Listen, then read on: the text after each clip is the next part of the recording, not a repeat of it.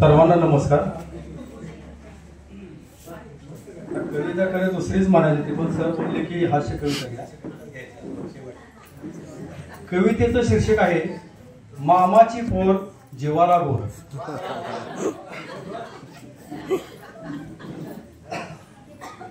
माझगावचा मामा त्याची एक पोर हाय, डोक्यावरच ओझ जणू जीवाला घोर हाय. माझगावचा मामा त्याची एक पोर हाय, डोक्यावरच ओझ जणू जीवाला घोर हाय. मामाची ती एकुलती एक, मामा कर म्हणतोय शादी, पोरीला ती पलंकाय म्हणे देतो गादी. पण गादीपेक्षा भारी तिचा जड भार हाय, डोक्यावरच ओझ जणू जीवाला घोर हाय. पोरगी म्हणे साधी आहे फार गुणी, राजकुमारच काय पसंत करेल कुणी. पोरगी म्हणे साधी आहे फार गुणी, राजकुमारच काय पसंत करेल कुणी. पण अंगापेक्षा भोंगा डोक्याविन धड हाय, डोक्यावरच ओझ जणू जीवाला घोर हाय. मामा मामीचा पोरीवरती भारी मोठा जीव, पण वाटे मला करेल ती खाऊ की ठेव. मामा मामीचा पोरीवरती भारी मोठा जीव, पण वाटे मला करेल ती खाऊ की ठेव. भांडण तंटा करेल तेव्हा जीव दडपून जाय, डोक्यावरच ओझ जणू जीवाला घोर हाय. लाडाची ती लाडी माझ्या डोईवर बसल, कारनामे बघून तिचं गाव सार हसल. लाडाची ती लाडी माझ्या डोईवर बसल, कारनामे बघून तिचं गाव सारा हसल. ती मगर मिट्टी भरी ही गळ्याभोवती दोर हाय, ती मगर मिट्टी भरी ही गळ्याभोवती दोर हाय. डोक्यावरच ओझ जणू जीवाला घोर हाय. माझगावचा मामा त्याची एक पोर हाय, डोक्यावरच ओझ जणू जीवाला घोर हाय. डोक्यावरच ओझ जणू जीवाला घोर हाय, डोक्यावरच ओझ जणू जीवाला घोर हाय. धन्यवाद. रोहिदास लगड सरांना विनंती करतो की आपण सरकारी सरांचा सन्मान करायचा. जा पुढे. फुल इथलं नाही ना.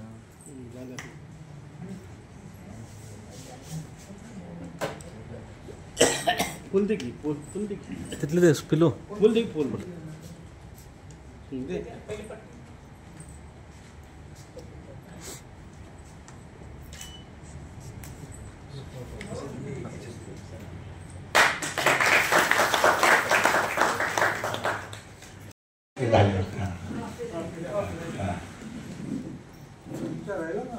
चुकून दुसरे आले तुम्हाला बदलून देणार आहे 2 दिवसांनी. तुमच्या नावाची तिकडे राहिली गडबडीत ऑफिसला.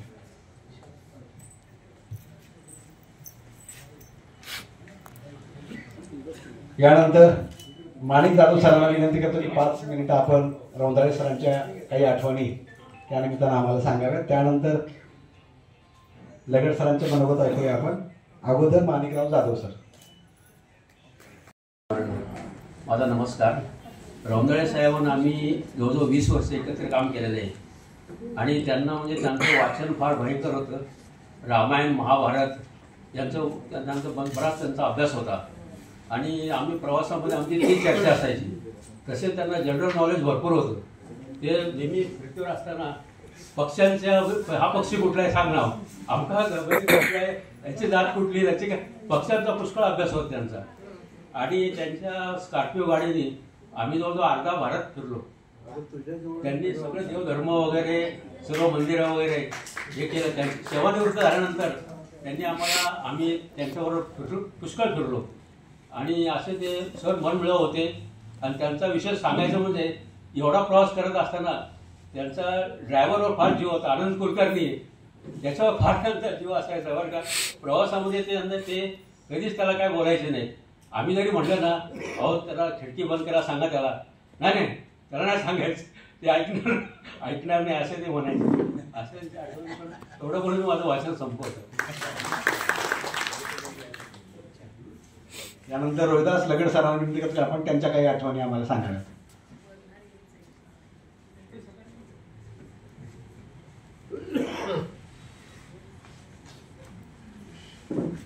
गुरुर् ब्रह्मा गुरुर्विष्णू गुरुर्देव महेश्वरा गुरुर् साक्षात परब्रह्म तस्मै श्री गुरुदेवे नमः.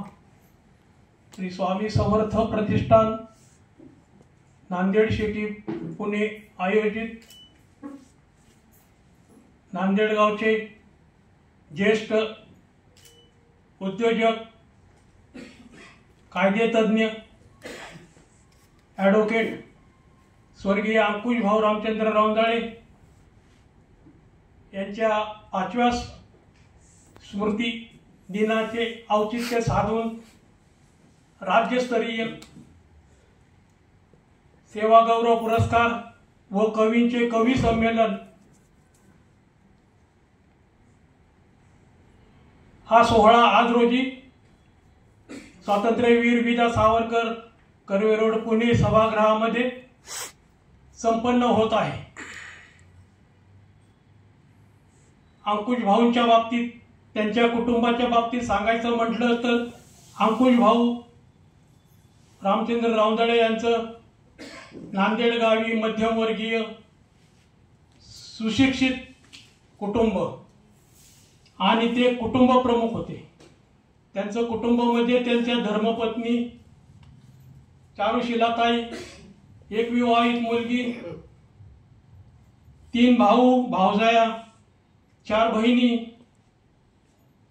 नातू असा मोठा परिवार. अंकुश भाऊंनी त्यांच्या काळामध्ये कुटुंबासाठी खूप कष्ट घेतले.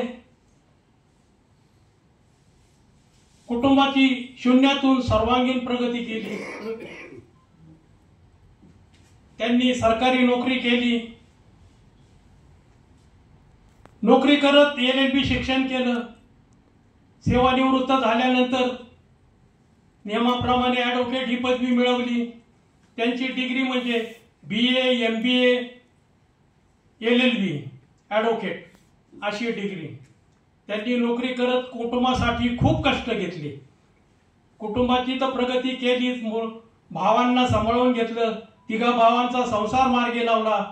4 बहिणींचा संसार मार्गी लावला आणि स्वतःची प्रगती चांगल्या प्रकारे केली. शिक्षण उच्च घेतलं. भावांना देखील शिकवलं. ते धंद्या मार्गाला लावले.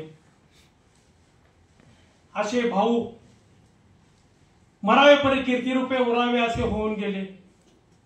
अंकुश भाऊंनी कष्टाने केली आयुष्याची सुरुवात. सगळ्यांवर फिरवला मायेचा हात. सुख जवळ येताच काळाने फिरवली पाठ. जन्मोजन्मी पाहू आम्ही तुमची वाट. असे भाऊ होऊन गेले. भाऊंच्या आत्म्यास चिरशांती लाभो. त्याचप्रमाणे श्री स्वामी समर्थ कृपेने, श्री विठुरायाच्या कृपेने, श्री संत श्रेष्ठ ज्ञानेश्वर महाराज, श्री संत सद्गुरू जगद्गुरू संत तुकाराम महाराज, श्री संत एकनाथ महाराज यांच्या कृपेने, आशीर्वादाने, श्री वडजाई माता, तुळजाभवानी माता, महालक्ष्मी माता, सप्तशृंगी माता, रेणुका माता यांच्या कृपेने, आशीर्वादाने अंकुश भाऊंच्या पाठोपाठ रौंदाळे कुटुंबाची भावी काळामध्ये सर्वांगीण प्रगती होवो, भरभराट हो अशी मी परमेश्वर चरणी प्रार्थना करतो आणि या ठिकाणी मी थांबतो. रामकृष्ण हरी. धन्यवाद सर. यानंतर वसंत रोकडे सर यांनी देखील 5 मिनिटं मनोगत व्यक्त करायचं आहे. रोकडे सरानंतर कुणी बोलणार आहे का मॅडम का कदम सर? असू द्या ठीक. वसंत रोकडे सरानंतर कदम सरांचा अध्यक्ष 10 मिनिटाचं भाषण होईल आणि कवींसोबत ग्रुप फोटो आणि मग बसायला आणि आभार.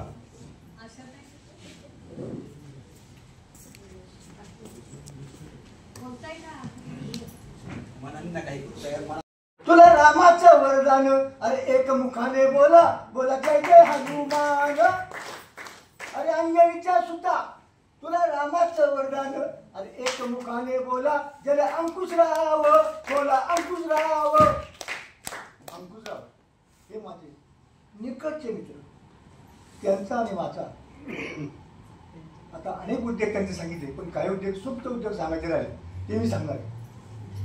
ते आम्ही क्लासमेट नसलो तरी माझ्यातून आपला सर्वांतून निघून गेल्यामुळे मलाही खूप हळवा वाटतं. असो, सर्वांनाच ती तो रस्ता एक दिवस आहे. आणि आमच्या वहिनी ते आम्ही काय करतो त्यांना जनरली काय माहीत असतं. त्यांचं अध्यक्ष म्हणजे एक प्रकारे हेडमास्टर पण त्यांच्या उच्च पदावर द्या ते नोकरी करत होत्या आणि ते त्यांचं सहकार्य त्यांना नेहमीच लावायचं. असो, मी उचित बोललो असो क्षमा असावी. धन्यवाद.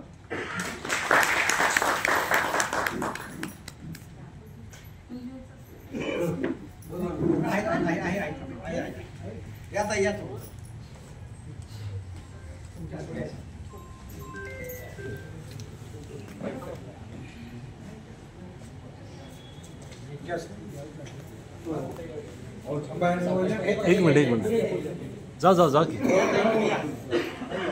1 मिनिट थांबा ना काका बोलणार होते.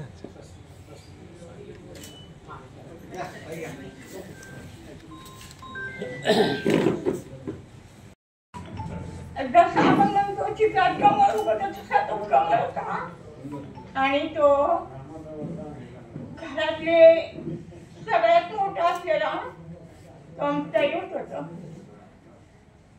सगळ्यांच्या साठी राबणारा, स्वतःच लग्न करत नव्हता, एक वेळा अन्न खाऊन दिवसभर पुण्यात कॉलेज करणारा आमच्या बरोबर. आता तो नाहीये पण त्याचे काय काय गुण गायचे ते येतच नाही तोंडातून आणि तो केला निघून. पण आम्हाला फार दुखत असे. एक चपाती खाऊन सकाळी 3 जागून दिवसभर संध्याकाळी एका चिमणीवर अभ्यास केलेला. किती हात काढल्या नाही. एवढा मोठा झाला तरी आता ते म्हणजे लहानपणीचे होता पण तिच्या आई अशा अशिक्षित असताना वडील अशी त्यांना माहित पण होतं आपला मुलगा एवढा मोठा कोण झाला. खूप बोलायचे पण येत नाही.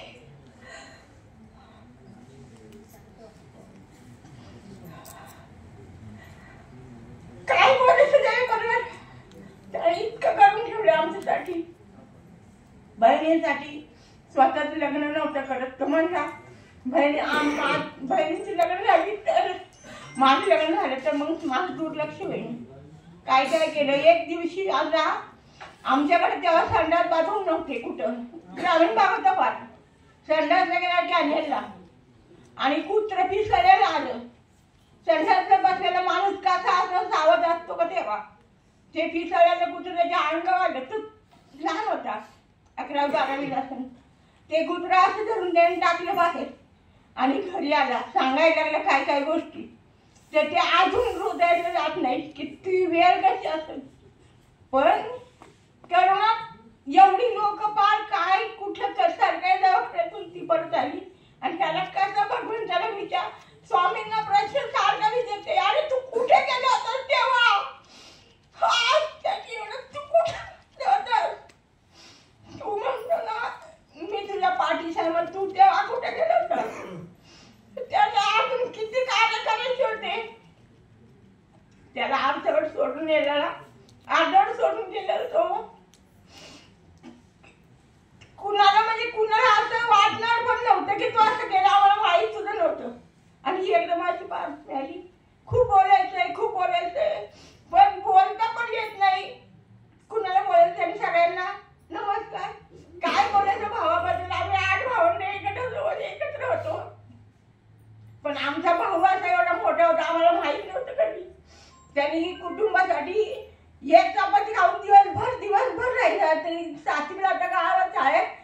गावात. आणि सायकल होती त्याच्याकडे. सायकल एकच होती वडिलांची. तो दिवसभर वापरायचा, परत आला की वडील सकाळी न्यायचे. सायकलवरती का मित्र बसले आणि त्याचा पाय उजवा गेला त्या चाकात. पाय इतका जखमी झाला, रक्त बोंबाला झालं. आणि मग तिथं काय तेव्हा दवाखाना काहीच नव्हतं. रात्रभर आई त्याला उशाला घेऊन चूल पेटवली, उशाला घेऊन बसली त्या मांडीवर. आणि मग सकाळी काही दवाखान्यात नेला. काय परिस्थितीत वाढला आमचा भाऊ मोठा. काय सांगायचं, दिवसभर रात्रभर जर सांगितलं ना तरी संपणार नाही.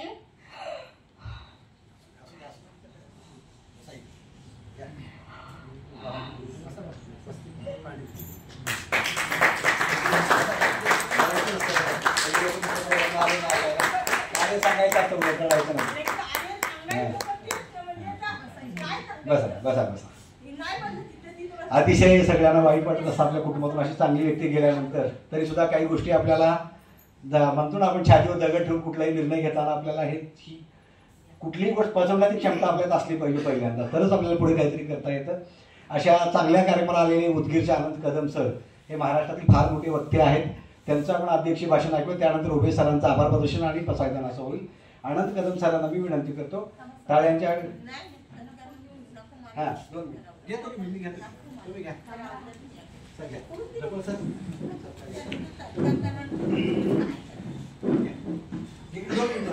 साधू संतांनी सांगितलेलं आहे, जन्मांती मरण निश्चित आहे. या जगामध्ये जे जे दिसतंय ते सर्व नासणारं आहे असं संतांनी आपल्याला सांगितलेलं आहे. माणूस जन्मतो आणि मरतो, पण या मरणाच्या नंतर देखील संतांनी असं सांगितलेलं आहे, मरावे परी कीर्ती रूपे उरावे. आणि आपण पाहतोय आज स्वामी समर्थ प्रतिष्ठानच्या वतीनं आयोजित हा कार्यक्रम आदरणीय अंकुश रामचंद्र रौंदाळे सरांच्या या 5व्या स्मृती दिनाचं औचित्य साधून राज्यस्तरीय सेवा गौरव पुरस्कार आणि निमंत्रितांचं कवी संमेलनाचं आयोजन या ठिकाणी केलं. माणसं जगात एवढी वाढलेली आहेत, रस्त्यानं आता आपल्याला चालणं अवघड झालं, एवढी माणसं आहेत. परंतु दररोज हजारो लाखो मरतही आहेत, पण आठवण आपण किती लोकांची ठेवतोय, आपल्या लक्षात किती लोक राहतात, हे सगळ्यात महत्वाचं आहे. आणि माणसाच्या जन्मापासून मरणापर्यंतच्या अंतरातला जो भाग आहे, तो भाग लोकांच्या किती लक्षात राहतं हे त्याचं यश कार्य आहे. आणि हेच कार्य त्याची स्मृती असते. आणि ही कुठलीही स्मृती प्रेरणा देणारी असते. स्मृती किल्ला दगडाचा निर्जीव असला तरी तो देखील आपल्याला प्रेरणा देणाराच आहे. आणि म्हणून त्याला स्मृती म्हटलेलं आहे. ही सगळी किल्ले छत्रपती शिवरायांची स्मृतीस्थळ आहेत. आणि माणूस जन्मतोय मरतोय, पण मेल्यानंतर देखील कीर्ती रूपानं उरावं, हे जे संतांना सांगितलं, अशी उरणारी माणसंच ती खरी माणसं आहेत. बाकीची किडे मुंगे अशी कितीतरी जन्मतात, कितीतरी पायाखाली तोडून ते मरून जातात, कुणाला त्याचं काही भान राहत नाही. मरून रस्त्याच्या कडेला पडतोय, त्याला कोणी हात लावायला जात नाही, बघायला जात नाही. कोणीतरी सांगतं की बाबा तो माणूस मेला, जाऊ दे बरं झालं, पिढा गेली, इथपर्यंत आपण त्याच्यावर कंटाळलेले असतो. अशा माणसाचा जगण्याला अर्थ नाही. अर्थ त्यांना आहे ज्यांची आठवण आली की असं त्यांच्या डोळ्यात पाणी आलं पाहिजे. त्या माणसाची आठवण आली की आईच्या डोळ्यात पाणी आलं, असं पाणी आलं पाहिजे. एवढंच नाही, त्यांच्या साथ संगतीनं ज्यांनी आयुष्य घालवलं, खेळले, वागले, त्यांना देखील डोळे भरून आले पाहिजे. ते जीवन आहे. आणि हे जीवन जगण्याचं सौभाग्य फक्त कर्तृत्ववान माणसांनाच लाभतं, बाकीच्यांना नाही. आणि हे कर्तृत्ववान माणसं, त्यांचं कर्तृत्व साऱ्या जगापुढे गेलं पाहिजे, याच उद्देशानं आज या ठिकाणी या राज्यस्तरीय सेवागौरव पुरस्कारांच्या वितरणाचं आयोजन करण्यात आलेलं आहे.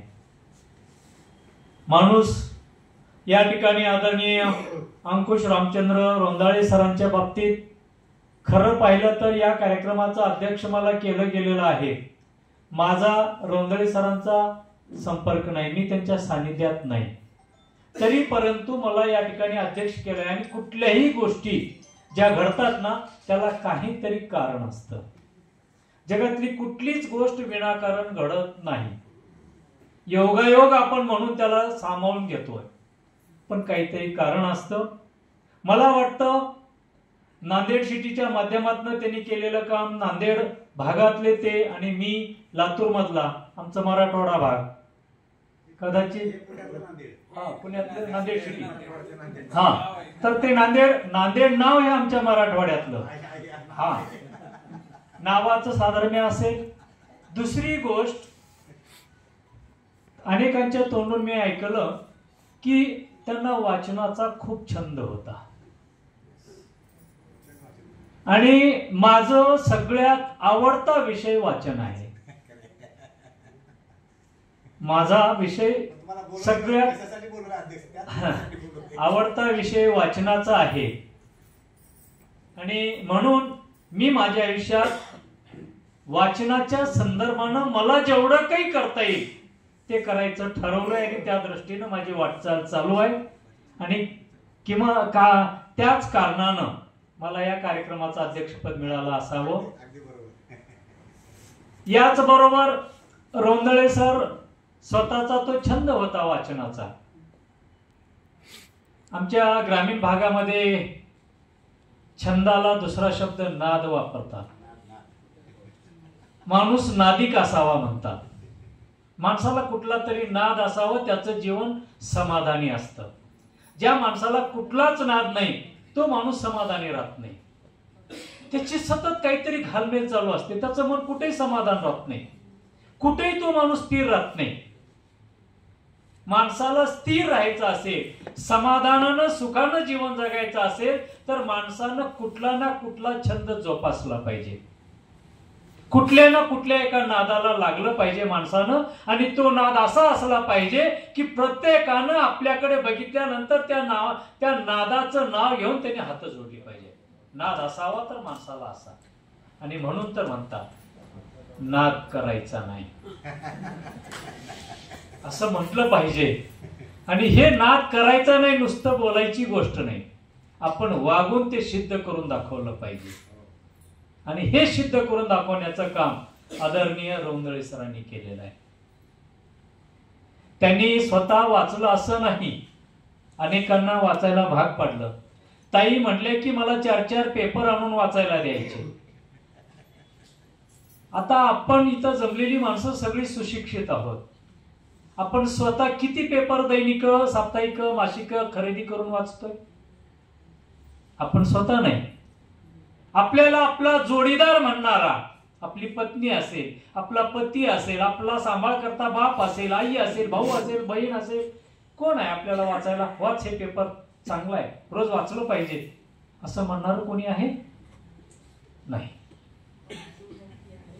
मला माझे गुरु आठवतात, आदरणीय स्वर्गीय दिली होळीकर सर. कदाचित ते नाव सर्वश्रुत झालेलं नाही, पण भारतातल्या प्रत्येक राजकीय माणसाच्या जवळ गेलेलं ते नाव आहे. शिक्षण क्षेत्रातलं अत्यंत उच्च असं नाव. त्यांनी स्वतःच्या नावाचा डंका कधी वाजवलेला नाही. पण माझं सौभाग्य, मला त्यांच्या जवळ जाता आलं.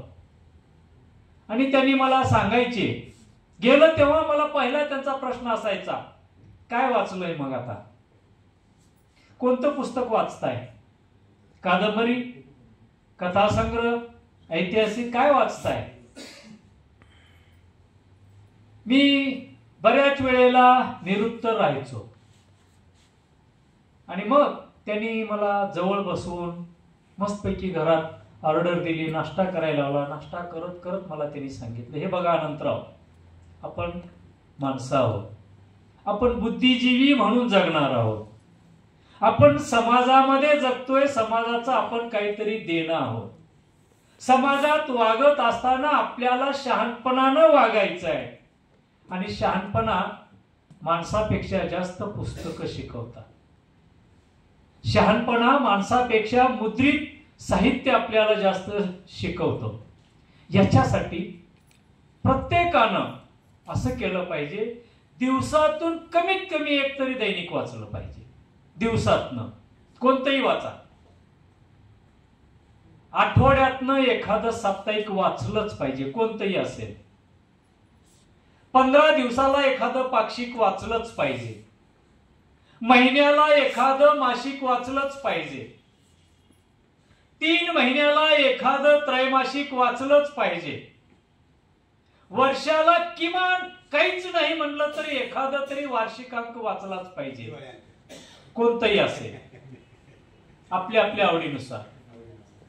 आणि आपल्या आयुष्यात वर्षाचे 365 दिवस येतात. या 365 दिवसापैकी 300 दिवस तुम्हाला मुक्तपणे वागण्यासाठी दिले, पण 65 दिवस आपल्यासाठी धरले, तर वर्षभरात 65 साहित्यकृती वाचल्याच पाहिजे किमान. तर तो माणूस आहे. आपण स्वर्गीय यशवंतराव चव्हाण साहेबांकडे पाहतोय, त्यांना वाचनाचा एवढा छंद होता. आजच्या राजकर्त्याकडे आणि त्या राजकर्त्याकडे पाहिलं तर जमीन आसमानचा फरक आहे. आजचे राजकर्ते पैसेवाल्यांना जवळ करतात, ते राजकर्ते साहित्यिकांना जवळ करायचे, साहित्यिकांच्या घरी जाऊन भेटायचे मुद्दाम वेळ काढून. आपण आदरणीय शरदचंद्रजी पवार साहेबांकडे पहा, सातत्यानं त्यांचं वाचन चालू असतं. कधीही जा, मला 2दा-3दा भेटण्याचा योग आला. मला हे शाल हार तुरे याचा तिरस्कार आहे. मी कुठेही, मी वर्षातनं अनेक कार्यक्रम घेतोय, कुठल्याही कार्यक्रमात मी शाल आणि हार वापरत नाही. याचं कारण असं आहे, आपल्याला ज्या सन्मानानं दिलेल्या शाली आपण घरापर्यंत देखील नेतोय का नाही हा प्रश्न आहे. दिलेली हार आपण कुठं ठेवतोय याचा विचार ज्याचं त्यानंच करायचा आहे. मग तो सन्मान कितपत योग्य आहे. बरं, त्याच्यासाठी पैसे गेले ना. एक हार किमान 50 रुपयाला तरी धरूया आपण. एखादी शाल आपण एखाद्या 75 रुपये 100 रुपयाची तरी धरूया. मग हे 100-150 रुपये आपल्याला सन्मानार्थ दिले गेले. आता इथून बाहेर गेल्यानंतर या 150 रुपयाचा किती फायदा आहे आपल्याला. याच्या 1 रुपयाचं एखादं पुस्तक द्या. मी राजेंद्र सगरांना अनेकदा बोललोय आणि मी सरांनी सांगितलं, माझं या ठिकाणी जे पद सांगितलंय, गेल्या 14 वर्षापासून मी वाचक संवाद नावाचा कार्यक्रम चालवतोय. हा कार्यक्रम केवळ पुस्तकावर असतोय, विषयावर नाही. एका पुस्तकावर एका वक्त्याला मनसोक्त आपण बोलायला लावतोय आणि ते ऐकणाऱ्याला जर काही प्रश्न पडले तर ते प्रश्न त्यांना विचारायला लावतोय आणि ऐकून मनात प्रश्न घेऊन कुणाला जाऊ देत नाही. त्या प्रश्नाची उकल इथल्या इथं करून पुन्हा त्यांना त्याच्याबद्दल विचार करत त्याच्यातलं काहीतरी घ्यायला सांगतोय. हे 14 वर्षापासून चालू आहे. आज 345 पुस्तकांवरती 345 वक्त्यांनी संवाद साधलेला आहे. एक पुस्तक डबल नाही आणि एक वक्ता डबल नाही. स्मरण करा, ते तुमचे थांबलेले पाय पुढे चालते करते, कारण की त्यांची प्रेरणा आपल्यामध्ये या सत्काराच्या रूपाने आलेली आहे. सत्कार म्हणजे एखादा प्रमाणपत्र, एखादा सन्मान चिन्ह, एखादी शाल हे शब्द नाहीये. सत्कार म्हणजे एक प्रेरणा आहे. सत्कार म्हणजे काम करायला भाग पाडणारा एक वर्म आहे आणि हे वर्म जाणणाऱ्यांनाच या सत्काराची किंमत आहे आणि तेच काहीतरी करू शकतात. खरं पाहिलं तर वेळ खूप झालेला आहे. मला वाटतं 7 वाजता हे सभागृह खाली करायचं होतं. 7 वाजून गेलेले. मी वेळेच्या बाबतीमध्ये कटाक्षानं वेळ पाळायचा प्रयत्न करतोय. मला 10 मिनिटांचा वेळ त्यांनी दिलेला होता, कदाचित माझे 10 मिनिट संपलेले आहे. मी सांगतोय, अभिमानानं सांगतोय, 14 वर्षापासून मी हा कार्यक्रम घेतोय. 6 वाजून 1 सेकंदाला माझा कार्यक्रम कधीच चालू झाला नाही. करेक्ट 6 म्हणजे 6लाच कार्यक्रम चालू करतोय. मिनिटाचा तर तिकडच गेलं, सेकंद देखील मी पुढे जाऊ देत नाही. मी पाळतोय. तर मी पाळतोय म्हणून मला सांगायचा अधिकार आहे. आपण थोडस प्रयत्न करा, ह्याला काही अवघड नाही. काही गोष्टी खूप आपण अवघड समजून घेतो, खूप डोंगरा एवढ्या मोठ्या समजतो, पण त्या तेवढ्या मोठ्या नसतात. त्याला आपण समजून घ्यावं लागतं. वेळ पाळणं खूप अवघड असं काहीच नाही. थोडस मनावर आपण दडपण आणलं पाहिजे. बाबा रे, मी आज आता ठरवलंय, तू आता वेळ पाळायला शिक. आपण वेळ पाळायला चालू करा आजपासून. आपण एवढं एकच काम जरी केला तरी आज या ठिकाणी रोंदळे सरांना ही श्रद्धांजली होईल आपली. आणि आपण वेळ पाळायला शिकावं. राजेंद्र सगर साहेबांनी मला आतापर्यंत 7-8 कार्यक्रमाला बोलावलं. सुरुवातीच्या 2-3 कार्यक्रमाला बोलावलं, एकदा दोनदा मी पाहिलं, तिसऱ्यांदा मी त्यांना रागावलं, याच्या पुढे मला तुम्ही बोलवत जाऊ नका. ते म्हणले का? अहो, तुम्हाला वेळ पाळता येत नाही. अहो, तुमच्या एकट्याचा वेळ नाही या कार्यक्रमातला, हा आयोजकाच्या एकट्याचा वेळ नाहीये. या कार्यक्रमाला येणाऱ्या सगळ्यांचा वेळ आहे. एक कार्यक्रमाला जर तुम्ही अर्धा तास वेळ केला असेल तर इथं जमलेले 100 लोक असतील तर 50 तास आज वाया गेले. याचा विचार आयोजकांनी केला पाहिजे. आणि तर कार्यक्रम जर वेळेवर चालू करत असाल तर त्यांचा तेवढा वेळ वाचणार आहे. वेळेचं महत्व अनेक आंतरराष्ट्रीय स्पर्धेमध्ये जे एका सेकंदावर हरलेत त्यांना विचारा, ते सांगतील किती महत्वाचा आहे वेळ. आपल्याला वेळेचं महत्वच नाही. आपले दिवस कधी कधी वाया जातात. काही लोक मोबाईलच्या एवढ्या नादी लागलेले आहेत, जेवायला समोर ताट ठेवलेलं देखील त्यांना दिसत नाही. आरडून सांगितलेलं ऐकू येत नाही. कधी मांजरं कुत्रे ते जेवून जातात आणि यांचा मोबाईल संपत नाही. एवढा नाद असू नये, एवढा नाद असू नये. आणि म्हणून नाद हा शब्द बदनाम झालेला आहे. माणूस अशा नादामध्ये वाया जातात, म्हणून तो नाद हा शब्द बदनाम झालेला आहे. या बदनाम झालेल्या शब्दाला देखील आपण चांगलं घडवायचं असेल तर आपण सगळ्यांनी नादी लागावं. रोंदळे सरांचे विचार आपण बरोबर घेऊन जावं. त्यांना आपल्या मध्ये उतरवायचा प्रयत्न करावा. हीच या ठिकाणी मी सरांना श्रद्धांजली समजतोय. या कार्यक्रमाला मला बोलावलं गेलं आणि या कार्यक्रमाचं अध्यक्षपद मला दिलं गेलं. कार्यक्रमाचा टाइम पत्रिकेवरती 4:30 छापलेला आहे. मी 4 वाजता या सभागृहात आलो होतो. हा वेळ, त्याच्यासाठी वेळ आपण प्रत्येकाने स्वतः पाळायला शिकायचं. लोकांना सांगत गेलं तर वेळ लोक पाळत नाही. आपण वेळ पाळ. मी एक कविता घेतोय, बाप नावाची कविता आहे. कारण रोंदळे सर म्हणजे एक बाप माणूस होता. त्यांच्यासाठी हिमतीची खान बाप, मर्दानी शान बाप, हिमतीची खान. भंडारी सर सगर सरांच्या आग्रहाखातर आले, त्यांचेही या ठिकाणी आभार मानतो. कदम सर उदगीरवरनं एवढ्या लांबून या कार्यक्रमासाठी खास आले. खरं तर कदम सरांबद्दल सांगायचं म्हटलं तर एक क्रिएटिव्ह असे शिक्षक आहेत कदम सर. परंतु एक भारतीय असा पेहराव सरांचा नेहमी आम्ही पाहतो. अतिशय सुशिक्षित असे कदम सर, पण त्यांचा पेहराव नेहमी हा आपला पारंपरिक असतो. असे कदम सर यांच्याही या प्रसंगी आभार मानतो. व्यासपीठावरील सर्वच डपळ सर सर्वांचेच आभार मानतो. तसेच व्यासपीठाच्या समोरील अनेक कविवर्य, रोंदळे सरांवर प्रेम करणारे, त्यांचे बालपणीचे मित्र, त्यांच्या सर्व्हिसमधील मित्र, तसेच कुटुंबातील सर्व भगिनी आणि सर्व नातेवाईक, या सर्वांचं या कार्यक्रमाला आल्याबद्दल खूप खूप आभार मानतो. आणि पसायदारांनी हा कार्यक्रम संपला असं या सर.